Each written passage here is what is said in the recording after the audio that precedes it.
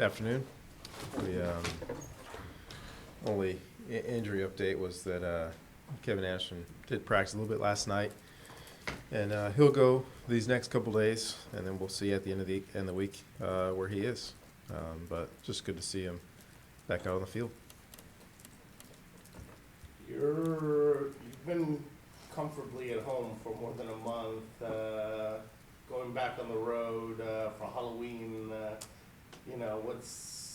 Is it just, how different is it going to be after spending more than a month at home? Yeah, it's going to be different, especially because a lot of our guys haven't played up there before, so they don't really know what to expect. A few years ago, we played in Seattle against Washington State, so just told the guys about the environment. It's going to be loud. It's going to be a raucous environment. It's going to be a great college football environment. It's going to be a little weather. It's going to be a little cool.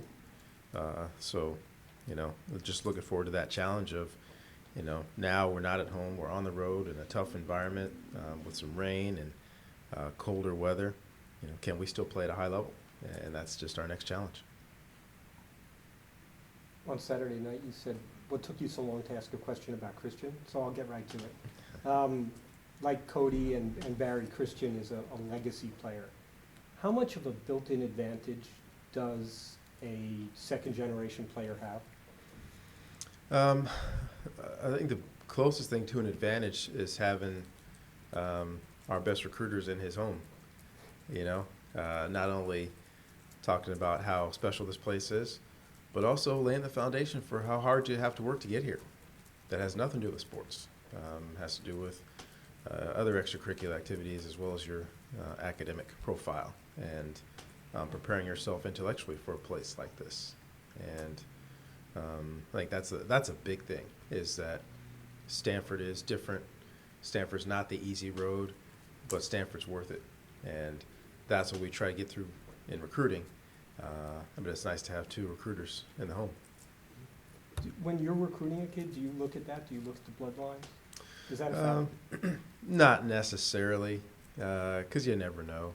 There are a lot of great football players that don't have athletic children, and there are a lot of non-athletes that have athletic children. So you never know. We take them all case by case, but every once in a while, you kind of see, when Andrews Pete, whose father played in the NFL, was a very good offensive lineman, and Andrews becomes an offensive lineman, and you get, Cody and Christian, very similar ways. We've got a bunch of guys on our team right now that have parents that have done something athletically beyond college. So sometimes those things do pan out.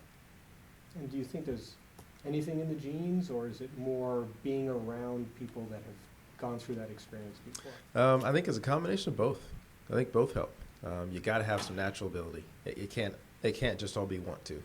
Got to have some natural ability that comes from your family, your bloodlines, and then to have some wherewithal, to have some understanding of what this world is like, gives them a certain amount of comfort in it. I talk a lot about hiring coaches' kids. Being a coach's kid myself, they get into this profession and they're not surprised by it. Not surprised by the hours, not surprised by the things that crop up in this profession. So when you grow up in it or around it, the crazy things that happen don't bother you.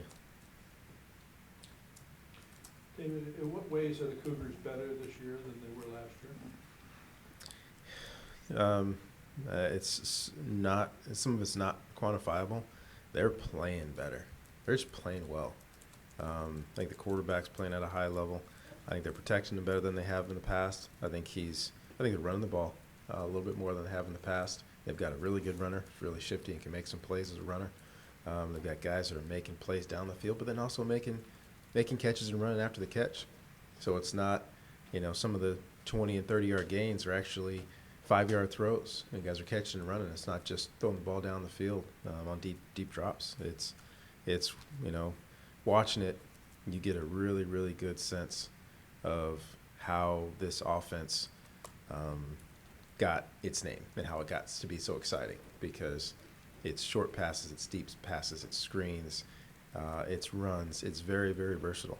And then defensively, they're getting takeaways.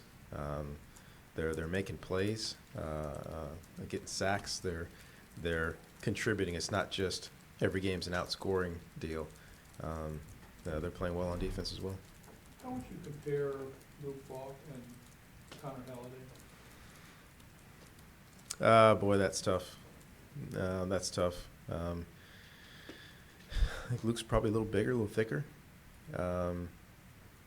You know, I'd hate to disrespect either one of them because Halliday had some big games, some big nights also, and I think the offense caters to these guys that are bigger, strong arm quarterbacks with quick releases that throw the ball accurately, and I think Coach Leach has had a few guys like these guys, but you know, like.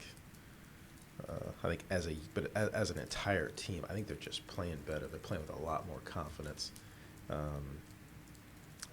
It's when that's the biggest thing that jumps off the film is the playmaking and the consistency and the positive yardage. It's something to watch now. It's something to watch. You know, you've played a number of spread teams, hurry-up teams, teams that air it out. These guys kind of take it to the extreme, but what, aside from playing sound defense, I mean, you talk every week about the need to play sound defense and your responsibilities. Is there anything more to it against a team like the Cougars? Well, there is more to it, but that's still the most important thing. The most important thing is you can't drop coverage. You can't get enamored with one crosser because the other crosser is coming back into your zone. It's knowing your responsibilities and playing it because, once again, with good pass protection, he's going to find the open guy. And if you're 2 steps out of the place, that ball's going to go right over your head, and it's going to go right past you. So it's really playing sound. And secondly is we got to make open field tackles.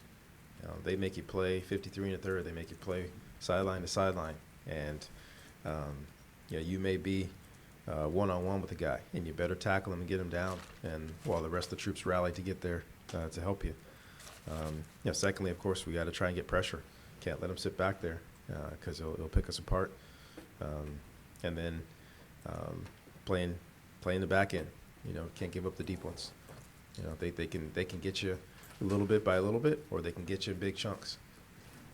You know, you've been hurting the defensive line. I was wondering what percentage of the time did you have just 2 real defensive linemen on the field in this past game? This past game, I'm not exactly sure.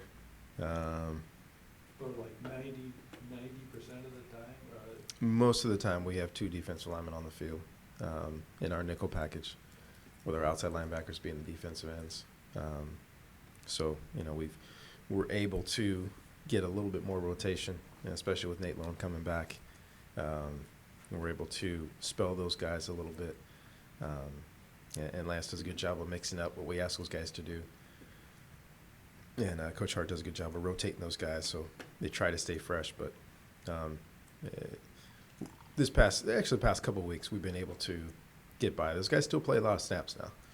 They still come out of the game with a lot more snaps than we would love to have in a perfect world. But there's a significant portion of the game where it's only 2 on the field and not 3. We're going to get Aziz here, too. What kind of a season has this been for him? I don't imagine he's the kind of player that Ronnie Harris is going to have to tell he needs to emote a little bit more. He seems to kind of show his emotions on his sleeve. Especially game day. You know, he gets fired up. He gets riled up. I thought he had a really good game this past game. Got in the backfield a lot. And that's really the only thing I've been telling him since his freshman year. Just get in the backfield. You know, create some havoc. If you can't sack the quarterback, then make him move. Get him off his spot. I think he did that pretty well last week. Aziz has some talent. That the full year for him, there have been really good bright spots, but he's gotten banged up.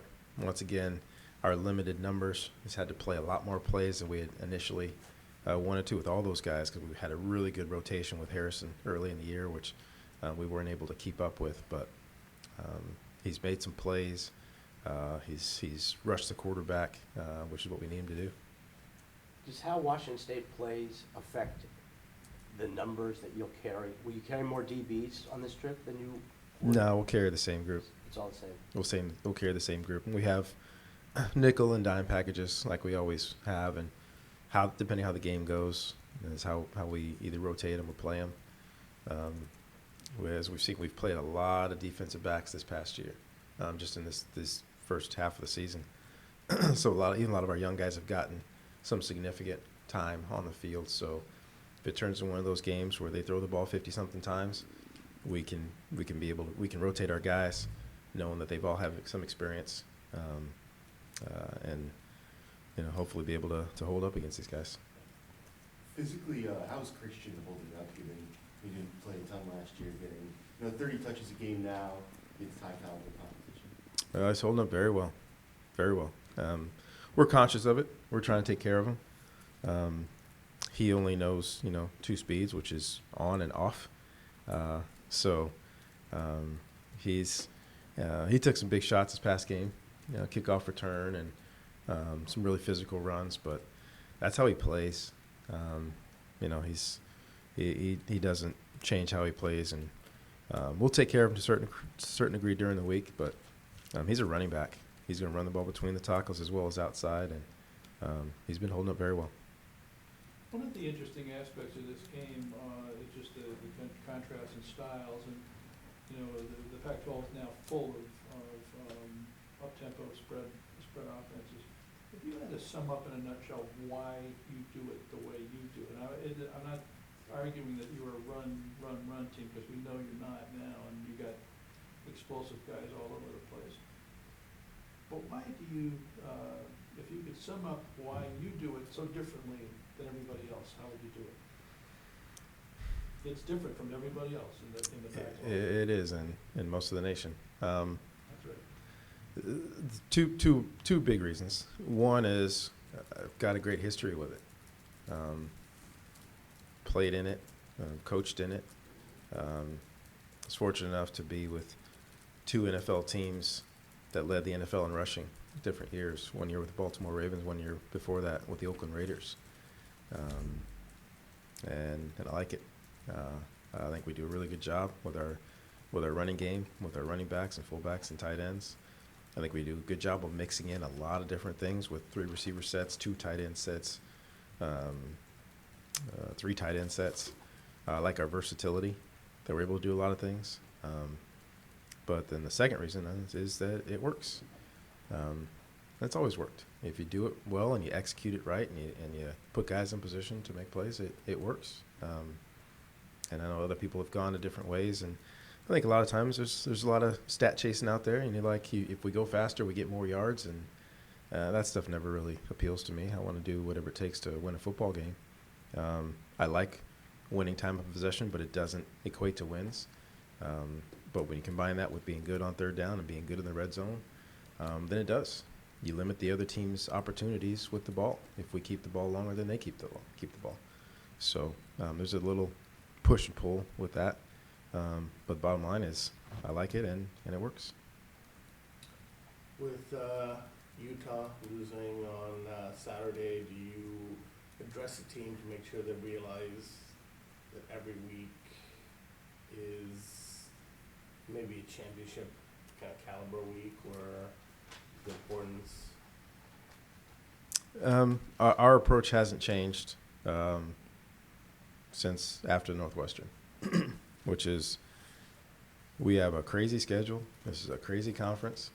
In order for us to win, we need to play our best every week. Because it's happened week after week in our conference and different conferences.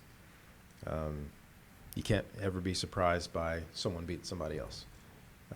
So the bottom line is we got to make sure that we show up on Saturday night ready to play our best football, because that's what it's going to take. It takes your best game to beat someone, because if you're not in your best game and they're in their best game, you're going to have a chance to lose. So for us, we got to prepare. We got to come out and play our best. One of the plays that jumped out at me in this past game was by Josh Garnett on Daniel Mark's screen pass. Basically threw one kid to the ground and then decleated a safety on the same play. How often does that happen with him or anybody else? It's rare. Josh is having a really, really good season. He's made some phenomenal blocks. That one just happened to get highlighted, and which has been great, and he's enjoyed that. But I think really the last month of the season, he's had 3 or 4 pancake blocks a game, where he just takes somebody back and drives them into the ground. He's just playing at a really, really high level, and he's starting to get recognized for it. But what I love about Josh's maturity right now is that little notoriety. He smiles. He thinks it's really cool. But he comes back and just wants to be physical and tough again the next week. How about Kyle Murphy? I think we're going to get him today too. What kind of a season has it been for him following a guy like Pete on the left side? I think it's been good. I think Josh and Kyle have a really good synergy between the two of them. Playing those guys side by side, the communication has been phenomenal. I think Kyle's had a really, really good year. I think he's one of the better tackles in our conference. I think he's continuing to improve. I think he's got room to improvement. I think he has a chance to be really special. Good thing for him is that, and these guys, they're all, good friends with Andrus, and he hasn't gone over there to try to be Andrus or match Andrus, whatever Andrus did. He's just trying to do his best, and his best is good enough to play at this level and the next. There's been more and more Heisman talk about Christian. Do you welcome that, or is it too soon for it to, sophomore, and basically didn't play that much last year? And Sure. sure, which? You welcome it, or it's too soon? Sure. Gotcha. You're not getting much more than that. Forecast is for rain. Does it help either team? I don't know. Every time we have a chance of rain, I always look back at our team, and Devin Kajus is from upstate New York, and Michael Rector's from Washington, and Kevin Hogan's from Virginia, and Christian McCaffrey played in Colorado. Josh Garnett's from Seattle, the Seattle area. So we got a bunch of guys that have played a lot of games in not sunshine. We'll take a period in the next couple of days or so to have some wet weather out there, and but looks like we might get some rain tomorrow, which will be great. Our guys really, we don't spend too much time talking about it just because we have so many guys from all over the country. There was a time, maybe last year or the year before, where you guys didn't do a lot of screen passes. And here, this game, there was screen passes to Marks, Cooper, Owusu, McCaffrey, Sanders. I'm probably missing a few. Why did that become such a bigger part of your repertoire? Well, two things. Number one, it's like the play-action pass. We went a while last year without very many play-action passes. You've got to run the ball well for the play-action to mean anything. The screen game comes with passing the ball, and I think we've been passing the ball very, very well, like we did a few years ago.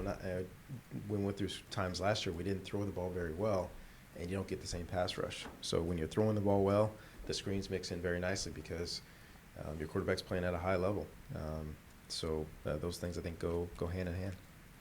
Could you talk a little bit more about the level Kevin's playing at, how much freedom you're giving him, decision-making? The freedom's pretty much the same as last year. He had the offense down last year, front was in backwards. I think the biggest thing is you just see him. He's calm, he's confident, he's comfortable, he's making great decisions.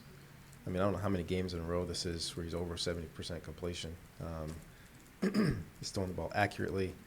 I think the protection's been good as well. We had a couple of rough spots the other night, but as the game wore on, protection was good. Guys are making plays for him. It also helps, too, when you can get those screen passes that go for big yardage. Those things help out, and not just the yardage aspect of it, but the rhythm of the offense. Hey, I can throw it short now. Hey, I can take this play action shot deep, and I can hit Christian up the seam. I can hit, a tight end up the boundary. We can take these down the field shots, but he's managing those. He's doing a good job taking care of guys, putting the ball in good spots, and then when nobody's there, taking off and scrambling. So I think his decision-making, accuracy, his confidence, his comfort level, and his athleticism are all doing well for us. I've noticed, and this may mean nothing, but it doesn't seem like he is pump faking as much. Does that mean he has just a much more clarity in terms of where he wants to go? Sometimes that factors in. to the play, whether we want him to pump fake or not. I think with him, I think his eyes are really, really good right now. I think he's seeing everything. I think he's doing a good job of looking defenders off and then coming back and going through his progressions. So I haven't really noticed as much as him just really feeling comfortable working in the pocket. When do you plan on leaving this week? Is it Friday? Yeah, Friday. Yep, Friday afternoon. Anything else to go? Is that the first time you've had the headlines woman this year? I believe so. Yeah, How'd she I do? believe so. She was great.